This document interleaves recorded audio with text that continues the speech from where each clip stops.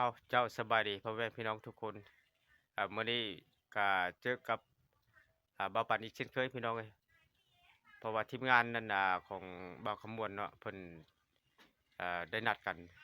ซ่อมแปลงหลังคาเรือนให้แม่เฒ่าสูมื้อนี้เนาะทางทีมงานนั่นบ่าวคำมวณเพิ่นก็ได้โทรหาว่ามาเบิ่งนำกันว่าซั่นอ่าเป็นจังไดนั่นก็ให้ติดตามนำกันพี่น้องเนาะว่ามันสิสำเร็จบ่หรือบ่สำเร็จมื้อนี้เนาะครับบ่หลายดอกสังกะสีก็14แผ่นเนาะข้าวก็6ตัว เนาะไม่พอได้ซ่อมแพงซ่อมแซมเฮือนให้เราพอได้ให้เรามีบ่อนชนบ่อนอยู่เนาะเวลาฝนตกก็ผมบ่ให้มันรั่วหั้นแหละพี่น้องเอ้ยเพราะว่าหลังคาเก่านั้นสังกะสีมันกระโดกหลายเนาะเอากระซั้นก็เป็นจังใดก็ติดตามนำกันเด้อพี่น้องเด้อเนาะไปเบิ่งนำกันพี่น้องตอนนี้เฮาก็ได้มาฮอดเฮือนแม่เฒ่าสู่เลยพี่น้องในอันนี้ก็กำลังซ่อมแปลงอยู่เนาะทางบ่าวขมวนเพิ่นก็นั่งอยู่นี่ติดตามอยู่พี่น้องเอ้ยตอนนี้กำลังยกคือหลังคาไม้เนาะใส่ข้าวแล้วก็ใส่สีญัวทางทีมงานบ่าวขมวนเพิ่นก็ได้นำเอาให้น้องปกสอยู่บ้านเวียงวิไลเนาะมาซ่อมแปลงเพิ่นเนาะพี่น้องอันนี้ก็คือความสามัคคีอันหนึงที่เป็นพลังงานยิ่งใหญ่พี่น้องก็ช่วยเหลือซึ่งกันและกันคนลาวบ่ทิ่มกันนั่นแหละเนาะพี่น้อง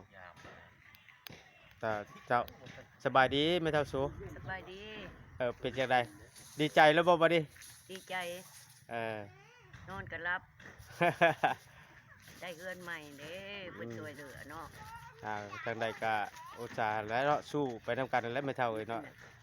ทางอ่าผู้ใหญ่ใจดีเพิ่นทางนอกเพิ่นก็ช่วยได้เท่าที่ช่วยเนาะพี่น้องเนาะอันนี้ก็ทางท่านบ่าวคำม่วนเพิ่นนี่สบายดีสบายดีครับนี่มาซ่อมแซมเฮือนเนาะให้ไม่เท่าเอาอยู่ได้ซะก่อนเพราะว่ายังสิเบิ่งตามสภาพเฮานี่แหละเพราะว่าทางผู้ใหญ่เพิ่นก็ยังมีคนเดียวช่วยเนาะครับตอนนี้ก็ยังเสาเฮือนเสาซ่านเพิ่นก็บ่แน่นบ่นาบ่เฮ็ดบ่นี่เอาเฉพาะอยู่หน้าฝนนี่ก่อนแล้วถึงว่ากันต่อไปก็ยังสิได้เบิ่งอีกว่าเนาะสิได้มีการซ่อมแซมหยังเนาะสารและพี่น้องเนาะอันนี้ก็ความสามัคคีก็คือพลังอันยิ่งใหญ่เลยเนาะช่วยเหลือซึ่งกันและกันนี่ก็ทางทีมงานนั่น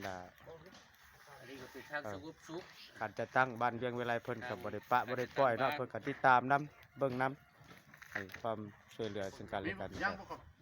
ถือว่าเป็นพลังหั่นแหละพี่น้องเนาะเพิ่นกำลังซ่อมแปลง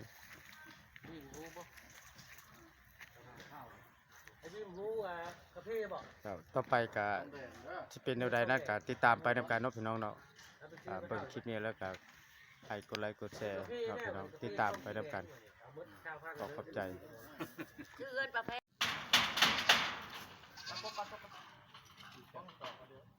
ใส่สีจัดจ้ะที่แพนกันแล้วเนาะเหลือทั้งขึ้นหัวไปแล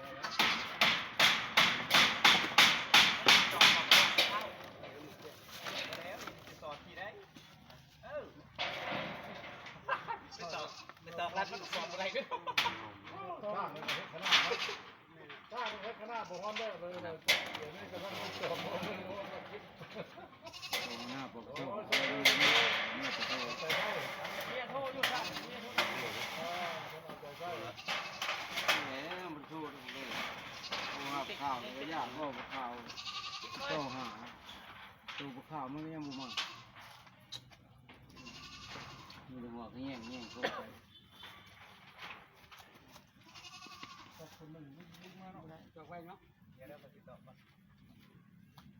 อ๋อต้องไปข้าวนี่ต้องข้าวกลางพุ่นข้าวพุ่นเราจะข้าวรอดตึงหัวมันเหรอเขาจะสิลบเด็ดก็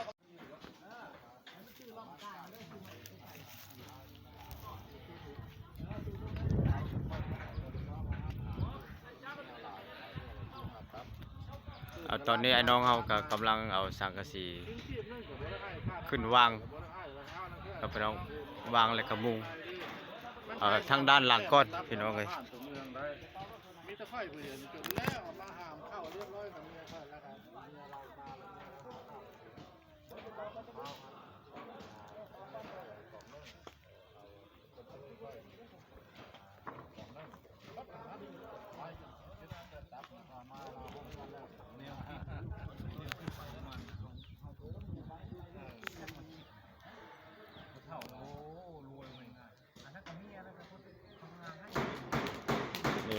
นนี้เป็นสังกะสีตัวเก่าพี่น้องเอ้ยมันก็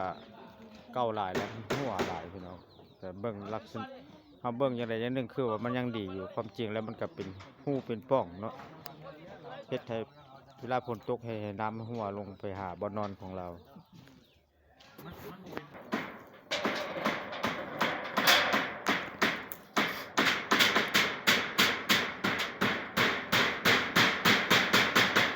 มึงละยูเข้าเจ้าบาดนี้ ยากแล้วครับบ่ได้ลืมครับ อ๋อบ่ดึงยูเข้าเฮ็ดครับ ลูกเขาประจำ ยูเข้ามันโค้งล่ำไปเลย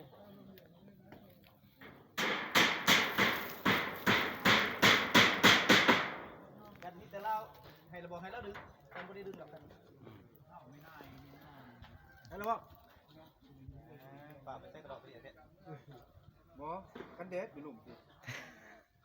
ก็ถึงบ่ได้ก็ดีบ่ได้ แล้วมันยืนอยู่เถอะมันพัดไว้บ่อยเลยสิ ผู้อยู่เทิงบ่แดดและผู้อยู่ลุ่มแดดแล้วก็เบิดเท่านั้นเลยเนาะ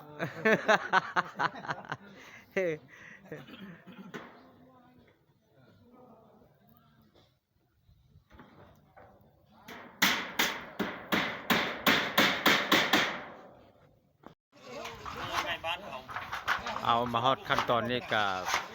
ใกล้สิแล้วเลยพี่น้องเอ้ยเนาะมุงทางหลังแล้วก็ทางหน้าเนาะยังอีกประมาณมุงน้อยหนึงเนาะอีกน้อยหนึงพี่น้องเอ้ยใกล้สิแล้วละเพิ่นสร้างเพิ่นกำลังลบแล้วก็ตอบใส่อีกน้อยหนึงเพราะว่ามันเนาะใกล้สิจบแล้วใกล้สิจบแล้ว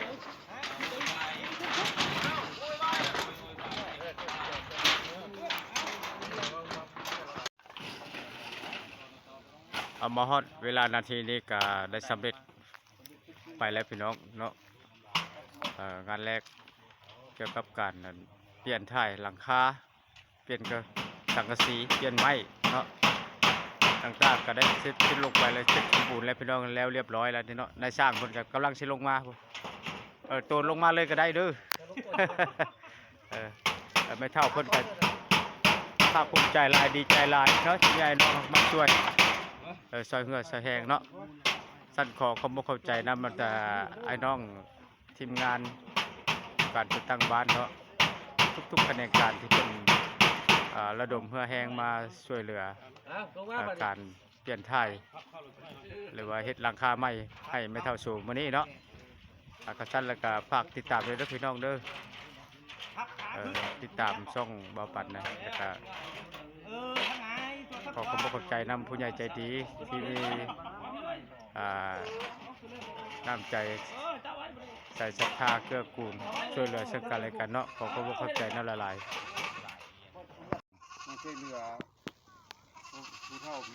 นำบ้านเนาะผู้ทุกข์ยากเนาะนำบ้านเฮาเนาะไม่เท่า ขอขอบใจเนาะ ไม่เท่าโส มีใจน้ำพวก ไม่เท่าโส ที่มีใจบุญเนาะมาช่วยเหลือ